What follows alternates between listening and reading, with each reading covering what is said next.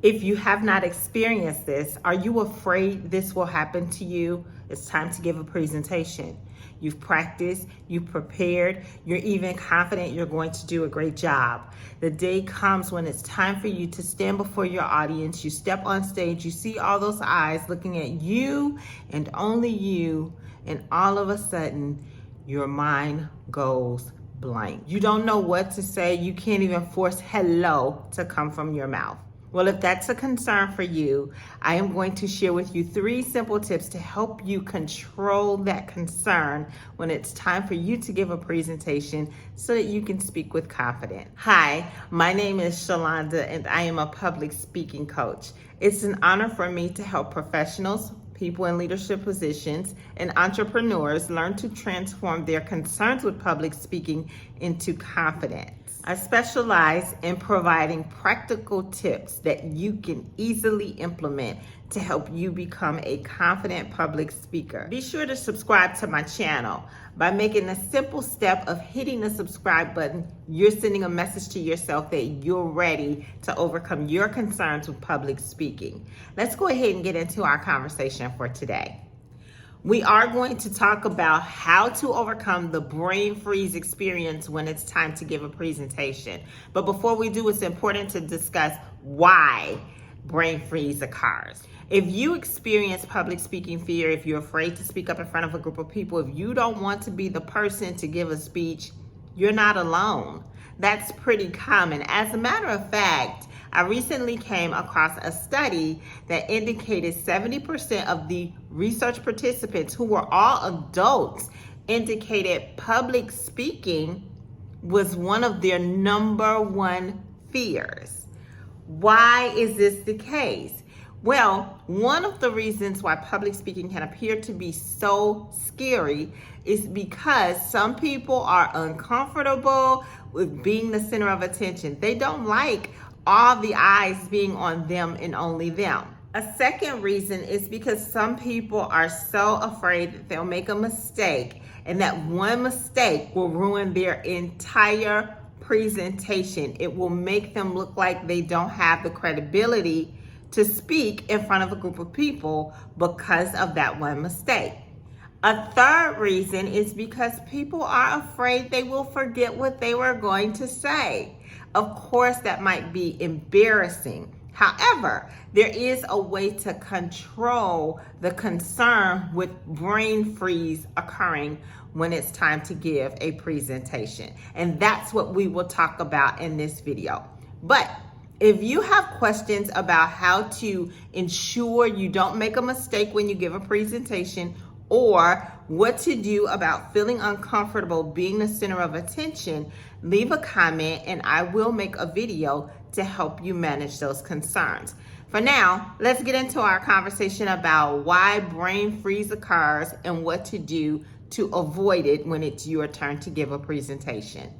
Basically, brain freeze is when you forget what you were planning to say. You've done all the right things. You've practiced, you've prepared, you've said positive affirmations to yourself, you've exercised, you're ready for the day.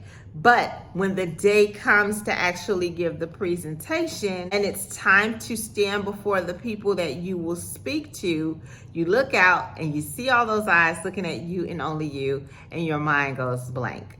Why does that happen? The reason public speaking appears to be threatening and can cause brain freeze is because, number one, historically, human beings are social. Our cavemen ancestors traveled together in packs as a means of keeping themselves protected. That tradition has passed down through the ages. We still remain social beings. And when one person is separated from the larger group, the body naturally detects a threat to safety. Although there's not necessarily a physical threat to safety, there is a type of threat to social safety. What type of threat to social safety? Well, when people are giving presentations or speaking up in front of a group, they're expected to present themselves as experts. Experts are traditionally believed to be very knowledgeable people. And you think you may come across as someone who does not present themselves as a knowledgeable expert, there's a concern there will be a threat to your image or reputation. And that is something most people want to avoid, and the reason people tend to not want to speak up. That's one reason. Another reason brain freeze occurs is because of something called the amygdala. The amygdala is a bundle of neurons in your brain that's about the size and shape of an almond. The amygdala tells us as humans when we should react to a situation that appears to be threatening and the type of reaction that we should have. And a brain freeze is a type of reaction to a threatening situation. So think about it this way.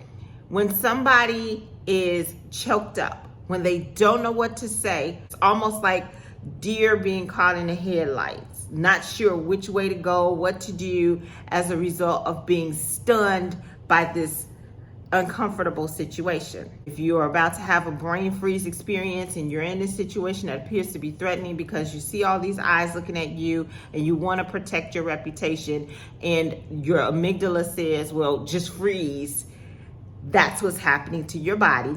And here are 3 simple things you can do to overcome brain freeze. The first thing to do is check your posture. Make sure you're upright and your body is not crossed in any way. You're not folding your arms, you're not folding your hands. Lift your chin. I encourage you to watch a video, a TED Talk by Amy Cuddy, who talks about the importance of expanding our body in order to activate a chemical reaction in our brain that sends a message of confidence. That's the first thing to do. Expand your body, make sure your posture is erect, you're not folded or crossed, and your chin is lifted. The second step is to break the gaze with your audience. While you're experiencing brain freeze, it's almost hypnotic because you're seeing this audience and there are thoughts running through your head, be it consciously or unconsciously, that you want to protect your reputation and you don't want to sound like somebody who does not know what they're talking about. And as long as you're locking eyes with the massive audience, you will continue to have these thoughts, be they conscious or unconscious thoughts. Therefore, break your gaze with your audience by either closing your eyes and counting to 10 silently in your head. Another way to break the gaze from your audience when you're experiencing brain freeze is to do something I call the nonchalant nod. The way the nonchalant nod works is you look over the shoulder of your non-dominant hand first. Your non-dominant hand is your hand that you don't traditionally write with all the time. When you look over your shoulder, just slightly, it doesn't have to be very dramatic, silently count to 4 while inhaling. Rotate your head up towards the ceiling, close your eyes, hold your breath while silently counting to 4.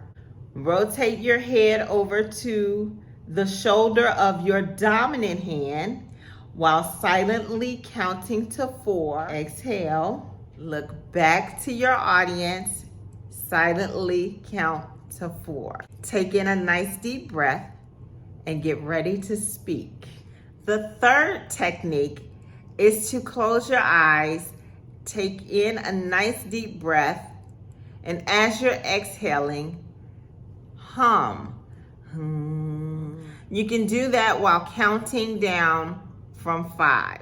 The humming vibration is a type of self-regulating behavior because you'll feel that vibration in your upper chest while you're humming, which helps to soothe the nervousness you're experiencing and also sends a message to your amygdala that you're calming yourself and you're taking control of the nervousness you feel in that situation. The humming is also a way to get your vocal cords to wake up and to alert the rest of your body that it is actually time to speak. Those are 3 simple steps you can take to help reduce and eliminate brain freeze when it's time for you to give your presentation. Leave a comment below. Tell me which you plan to try. If necessary, try all 3. Keep this one thing in mind. You have everything it takes to be a confident public speaker. I am here to support you in owning the power in your voice. Join me in the next video.